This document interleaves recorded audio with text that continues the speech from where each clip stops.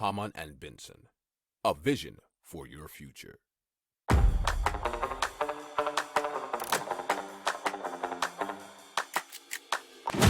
Économie, tech et innovation, hydrogène, énergie. Le journal des stratèges. Présenté par Boris Kalt. Bonjour à tous et bienvenue dans le journal des stratèges consacré aujourd'hui aux énergies et aux solutions bien sûr pour retrouver de l'énergie plus facilement et ne pas être en pénurie. Allez, on va vous parler d'une liaison électrique entre la France et l'Irlande pour 2026, d'un transport aussi d'électricité entre l'Égypte et la Grèce, de tubes solaires qui produisent chaleur et électricité, et d'une hydrolienne à tourbillon qui produit de l'électricité, et cela dans n'importe quel cours d'eau. Et on terminera avec une digue qui produit elle aussi de l'électricité. Vous écoutez le journal des stratèges numéro 274 et ça commence maintenant. Hamann and Benson. Le journal des stratèges. Et donc on commence tout de suite avec la première liaison électrique entre la France et l'Irlande qui est censée favoriser le développement des renouvelables et renforcer la sécurité d'approvisionnement des deux pays. Alors ça s'appelle Celtic Interconnector. Elle a été déclarée d'utilité publique et selon westfrance.fr, les travaux de création d'une liaison électrique sous-marine et souterraine à courant continu à 320 000 volts entre la station de conversion en Irlande et la station de conversion située à la Martyre vont bientôt débuter. Alors, est également concernée une liaison souterraine à courant alternatif à 400 000 volts reliant la station de conversion française sur le territoire de la commune de la Martyre au poste électrique existant basé sur la même commune. Alors ce projet Celtic Interconnector doit être mis en place en 2026, mis en service plus exactement. C'est le gestionnaire du réseau électrique français RTE ainsi que son homologue irlandais Airgrid qui l'ont annoncé. Alors cette liaison aura une longueur d'environ 575 km, dont 500 km en mer, nous dit-on, et devra faciliter le développement des énergies renouvelables. Et oui, puisque vous imaginez bien qu'en Irlande, il y a pas mal de vent et donc des éoliennes, et grâce aux éoliennes, on produit de l'énergie verte qu'on va donc importer en France et renforcer donc la solidarité électrique entre les deux pays. Alors, le projet coûtera 1 milliard d'euros et il a été reconnu comme projet d'intérêt commun par l'Union européenne. Hamann and Benson. Le journal des stratèges. Alors, l'interconnexion de l'Europe avec l'Égypte via la Grèce va s'appeler GREGI.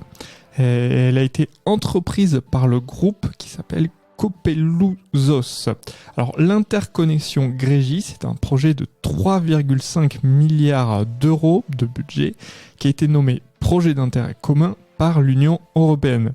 Il transportera de l'électricité propre produite en Égypte, et cela par des parcs photovoltaïques ou éoliens. Alors environ un tiers de l'électricité sera consommée en Grèce, un autre tiers sera exporté vers les pays européens voisins et un dernier tiers sera utilisé en Grèce pour la production d'hydrogène vert. Alors la majorité de cet hydrogène sera également exportée vers les pays européens voisins.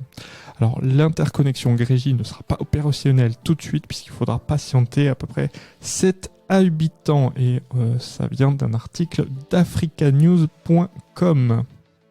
Si vous aimez cette revue de presse, vous pouvez vous abonner gratuitement à notre newsletter qui s'appelle La Lettre des Stratèges, LLDS, qui relate, et cela gratuitement, du lundi au vendredi, l'actualité économique, technologique, énergétique, mais aussi de l'hydrogène, et puis de tout ce qu'on trouvera super intéressant pour votre vie.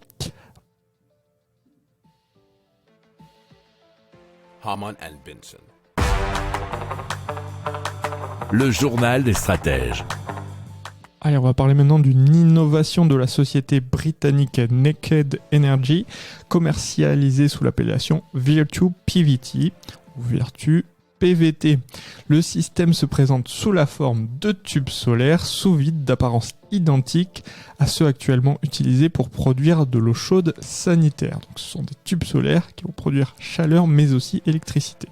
Ils sont équipés de capteurs photovoltaïques qui permettent de produire de l'électricité en parallèle.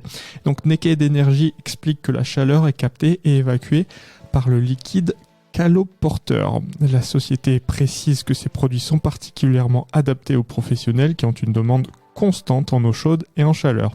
L'installation permet de chauffer jusqu'à 80 degrés Celsius. Alors visuellement, le dispositif se compose d'une série de tubes placés les uns à côté des autres sur une plaque installée en toiture. 2 couches de verre séparées par un vide et inclinables pour capter au mieux les rayons solaires, le tout sur une épaisseur de 25 cm. Alors en France, les tubes solaires sous vide existent déjà sur le marché, mais ils permettent seulement de produire de la chaleur. Il faut pour l'instant les associer à des panneaux photovoltaïques ou opter pour des panneaux hybrides, donc on espère que ces panneaux Virtu PVT vont bientôt arriver en France, et cette information est tirée d'un article de révolutionénergétique.com. Hamann and Benson. Le journal des stratèges. Allez, on continue avec Turbulent Hydro qui a présenté son projet d'hydrolienne à tourbillon, et cela depuis maintenant 6 ans, puisqu'ils se sont pas mal exportés. Ils ont installé déjà des dispositifs en France, mais également en Estonie, au Portugal, en Indonésie, au Chili. Ils sont en cours en Royaume-Uni, au Congo, Thaïlande, Taïwan, Philippines. Alors comment ça fonctionne ? Ce sont des centrales hydroélectriques qui peuvent être installées sur n'importe quelle rivière, canal ou autre cours d'eau, dont la chute se situe à une hauteur comprise entre 1,5 et 5 mètres. Alors une écluse fonctionnant de manière autonome se charge de contrôler le débit d'eau entrant dans le dispositif qui comporte plusieurs filtres. L'unité centrale comporte un générateur ainsi qu'une boîte de vitesse rendant le tout utilisable 24 heures sur 24 sans interruption. Et donc vous pouvez bien comprendre qu'ici que la valeur énergétique est très très importante. Et pour le coup, Turbulent Hydro nous rajoute que chaque dispositif peut générer entre 120 000 et 500 000 kWh par an. Il est possible d'alimenter en énergie donc entre 50 et 500 foyers. Alors la livraison selon eux se fait en quelques semaines et l'installation en quelques jours, et cette information est tirée de citizenpost.fr. Si vous aimez cette revue de presse, vous pouvez vous abonner gratuitement à notre newsletter qui s'appelle La Lettre des Stratèges, LLDS, qui relate, et cela gratuitement, du lundi au vendredi, l'actualité économique, technologique, énergétique, mais aussi de l'hydrogène, et puis de tout ce qu'on trouvera super intéressant pour votre vie. Hamann and Benson. Le journal des stratèges. Allez, on va vous parler d'une digue qui produit de l'électricité.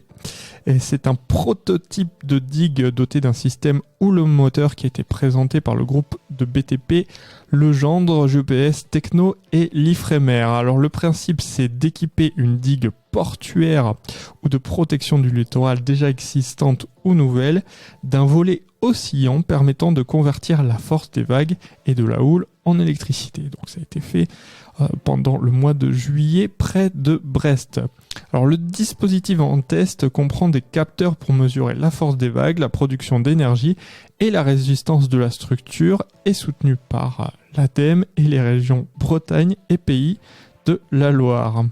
Alors selon les premiers calculs, le dispositif capte jusqu'à 60% de l'énergie des vagues. Le prototype donc installé dans la rade de Brest à l'échelle 1/4 mesure près de 4,5 mètres de haut et de large et 6 mètres de profondeur.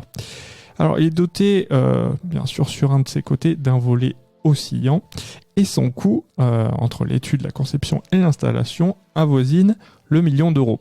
Alors, la troisième étape du projet prévue pour 2024 consistera à effectuer des tests grandeur nature. Le prototype de digue construit en béton cette fois-ci pourra alors produire de l'ordre du mégawatt. Hamann and Benson. Le journal des stratèges. Voilà, c'est terminé pour aujourd'hui. Je vous souhaite une excellente fin de journée. Je vous dis à bientôt pour plus d'infos. Ciao!